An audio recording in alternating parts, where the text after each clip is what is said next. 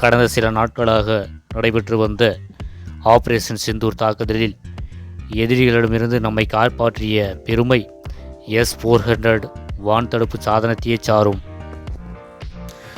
எதிரிகள் ஏவக்கூடிய ஏவுகணைகள், ட்ரோன்கள் இவை அனைத்தையும் துல்லியமாக கண்காணித்து வானிலேயே இடைமறித்து அளிக்கும் வல்லமை பெற்றதுதான் இந்த S-400 வான் தடுப்பு சாதனமாகும்.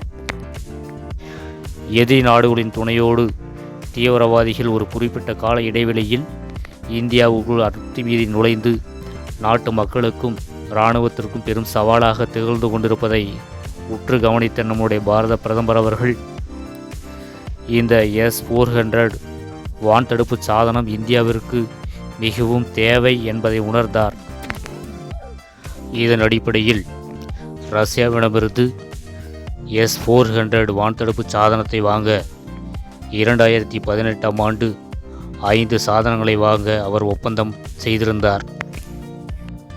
இந்த வான் தடுப்பு சாதனம் சரியான நேரத்தில் வாங்கப்பட்டுள்ளதால் இன்றைக்கு நம்முடைய இந்தியாவிற்கு நிகழக்கூடிய பெரும் ஆபத்து இன்றைக்கு தடுக்கப்பட்டிருக்கிறது. இந்த சாதனம் மட்டும் தற்பொழுது நம்மிடையே இல்லை என்று சொன்னால் நமக்கும் சில பாதிப்புகள் ஏற்பட்டிருக்கக்கூடும்.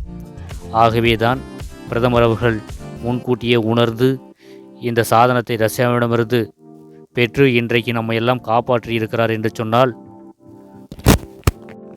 என்றென்றும் நாம் அவருக்கு உறுதுணையாக இருக்க வேண்டும்.